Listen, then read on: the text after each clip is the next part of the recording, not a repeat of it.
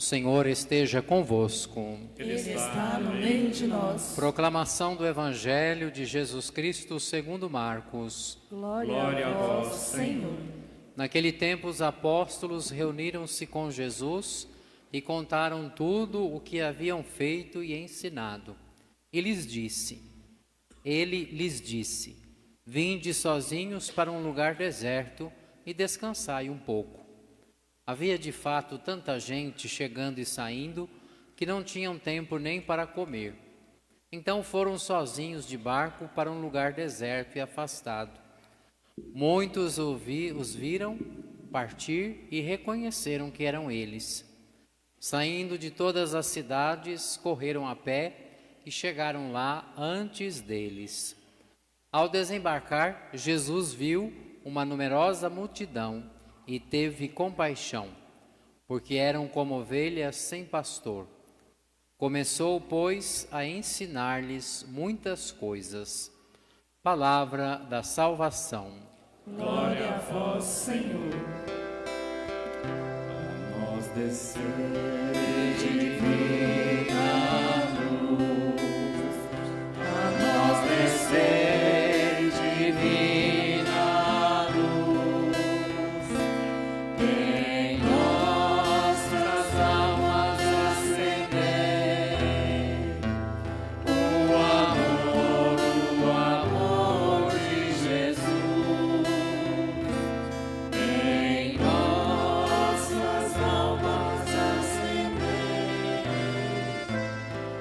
o amor de Jesus. A multidão era como ovelhas sem pastor. O evangelho deste domingo está na continuidade daqueles que nós já ouvimos, passado e retrasado. Jesus foi visitar os seus parentes em Nazaré, e lá ele não foi muito bem compreendido. E lá ele não fez milagre nenhum, diz o evangelho. Então Jesus dali parte e começa a chamar homens para continuar a sua missão e o seu ministério. Chamou pessoas dispostas a ensinar e converter os irmãos. 12 apóstolos. No evangelho de domingo passado nós ouvíamos isso. Eles foram enviados, converteram grandes multidões, expulsaram os demônios e curavam os doentes. E o evangelho de hoje é a volta. Eles estão voltando da missão, estão cansados, talvez nem tenham tido tempo de se alimentar direito. E Jesus, como um bom mestre, diz assim: vamos descansar um pouco, vamos nos recolher em silêncio. É necessário, às vezes, também na nossa vida, de vez em quando, um tempo de descanso. Principalmente quando nós precisamos tomar alguma decisão importante na vida. Nunca podemos tomar uma decisão atribulado, com a cabeça cheia de coisas. O evangelho de hoje, em primeiro lugar, nos ensina isso. Na vida é necessário um tempo também para o descanso, para a reflexão, para abastecer as baterias. Ninguém é feito como uma máquina, até os discípulos de Jesus. Porém, algo extraordinário acontece. A multidão, ao ver que eles estavam partindo, correram a pé enquanto eles iam na barca. E quando eles chegam lá, os discípulos, a multidão já está reunida. E Jesus os vê e sente compaixão. Jesus poderia simplesmente ter dito: olha, vão embora cada um para a sua casa, porque agora é o momento do nosso descanso, do nosso lazer. Agora é o momento de nós nos recolhermos. Pelo contrário, Jesus vê aquela imensa multidão e sente compaixão. E é interessante esta palavra no evangelho de hoje, porque traduzido do grego, o evangelho escrito no grego, ela não tem um sentido muito apurado na língua portuguesa.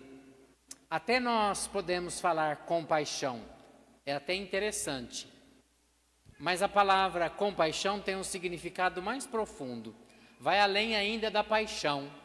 Quando nós temos uma paixão, ela exerce dentro de nós uma força, uma dedicação, uma doação. Por exemplo, quem tem paixão por um time de futebol, vai torcer, vai ficar ali atento quando é que é o próximo jogo, quando é que vai ser o campeonato. Quem tem paixão por pescaria, por exemplo, vai deixar tudo para poder estar ali e dedicar-se o seu tempo. Quem tem paixão por alguém, vai se dedicar por aquela pessoa o máximo que puder se dedicar. Tanto é que nós dizemos, né? Paixão é uma coisa, amor é outra. Normalmente quem está apaixonado, e alguém até já deve ter falado isso para vocês, fica meio abobolhado, né? Meio bobo assim. Faz tudo que o outro quer. Depois, quando termina a paixão, que a coisa esfria, fala assim: ixi, com quem foi que eu casei, hein? Barbaridade. A paixão, ela move um pouco os nossos sentimentos. Mas Jesus aqui, ele sente algo diferente. A gente talvez pode até sentir compaixão de alguém. Sentir compaixão talvez é ter pena de alguém, é dar um prato de comida para alguém que está com fome, é dar um copo de água para alguém que está com sede. E aí, ali a gente também até ouve assim: nossa, mas você não tem compaixão? Você não tem compaixão dessa pessoa que está pedindo? Você não tem compaixão das pessoas que estão ao seu redor? É um sentimento, parece que nos toca a alma, mas não foi isso ainda que Jesus sentiu. Sim, Jesus sentiu algo maior. E aqui as mães vão entender o que o padre vai falar agora. Jesus sentiu dor de entranhas. O que é isso, padre? Dor de útero. Só as mulheres que sabem que já teve filho. Quando a criança está para nascer, começa aquilo que se chama de trabalho de parto.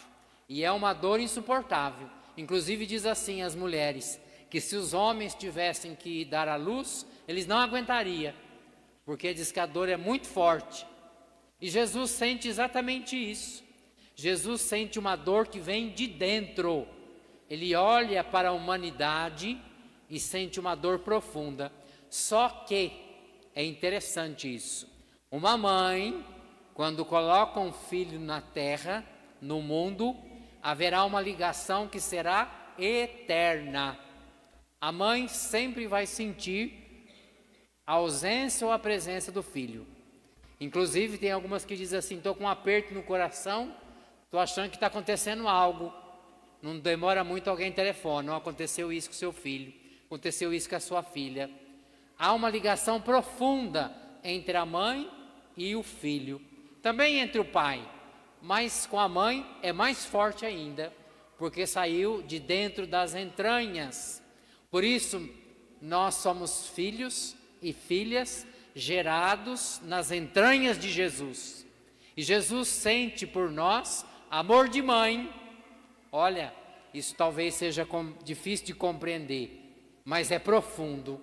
Se nós conseguíssemos compreender o que o Evangelho de hoje está nos dizendo, nós sairíamos daqui na certeza de que nada que acontece na nossa vida escapa das mãos de Deus.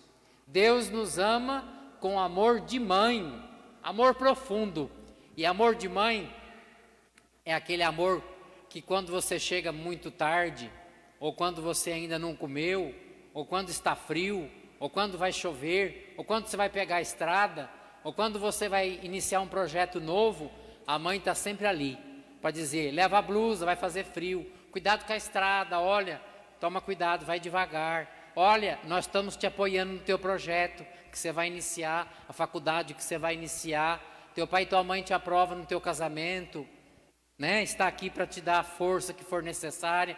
Veja, Deus tem um amor ainda mais extraordinário do que este amor de mãe. É por isso que Jesus, ao invés de falar para a multidão: vão embora, cada um para suas casas, porque agora a gente vai descansar, a gente vai dormir um pouco e vai comer. Pelo contrário, Jesus sente compaixão e começa a ensiná-los.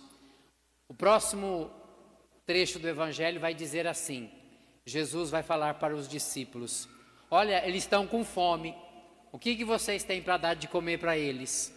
E alguém vai dizer: 2 peixes e 5 pães. E vai acontecer o milagre da multiplicação dos pães.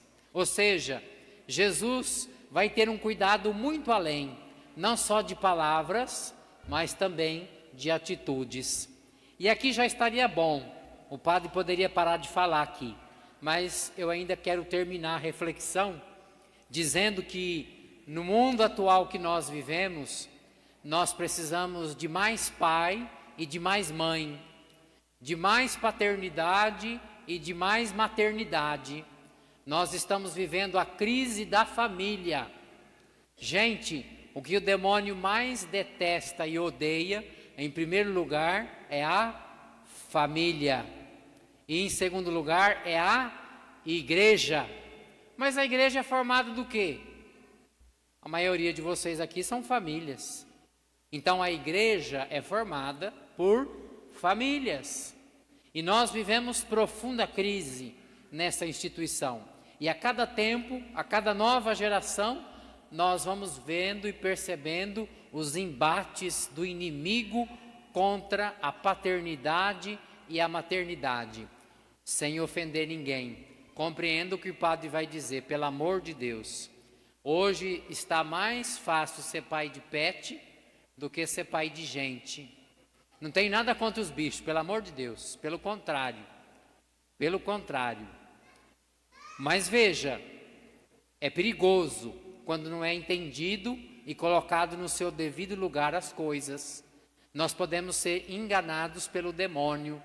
Nós podemos acreditar que certas verdades, certas mentiras podem se transformar em verdades. É muito mais fácil você criar um bicho. E alguém vai dizer aqui, e concordo, mas padre, nós damos mais valor no bicho do que em gente, porque gente não está valendo a pena. Às vezes você acredita na pessoa, ela te trai. Às vezes você dá uma coisa para ela, te dá uma punhalada nas costas. Concordo plenamente, concordo, não estou discordando. Mas temos que tomar cuidado. Às vezes o exagero é muito grande, às vezes a inversão de valores é muito grande e nós não estamos percebendo. Eu poderia aqui falar dos bispos, poderia falar dos padres, poderia falar dos pastores, mas quando nós não temos um bom pastor, quando nós não temos um bom bispo, o tempo passa e vem outro melhor. Olha o Dom Joaquim aí, saiu daqui, né? É bispo da diocese, foi pastor de vocês aqui tanto tempo, não foi? Está lá fazendo um trabalho na diocese. Amanhã não é mais ele, vem outro. Então assim, isso passa. Agora, o estrago que uma família pode fazer na vida de uma criança, de um filho, é muito maior. Para encerrar, eu digo a vocês, cuidem da família, cuidem dos vossos filhos. A família é uma instituição sagrada, sem ela não existe igreja. O bispo foi ordenado, ganhou um anel no dia da ordenação, um anel bonito. O bispo ganha um anel, sinal de fidelidade à igreja. E aí ele chegou em casa todo orgulhoso, falou assim para o pai e para a mãe. O pai e a mãe moravam na roça, gente muito humilde, muito simples. Chegou lá ostentando, ó, o anel que eu ganhei, agora eu sou bispo da igreja. Aí a mãe virou e falou assim, tá vendo essa aliança aqui, ó, da tua mãe e do teu pai? Simples e pobre. Se nós não tivéssemos casado e eu não tivesse essa aliança no meu dedo, você não tinha esse anel de bispo. Compreenderam? Sem família não há padre, sem família não há bispo. Por isso que o demônio odeia a família e odeia em sequência a igreja. Que o evangelho de hoje caia no nosso coração e nós possamos cada vez mais defender a nossa família e rezá-la por ela. Que o Espírito Santo esteja na casa de vocês, que é a primeira igreja.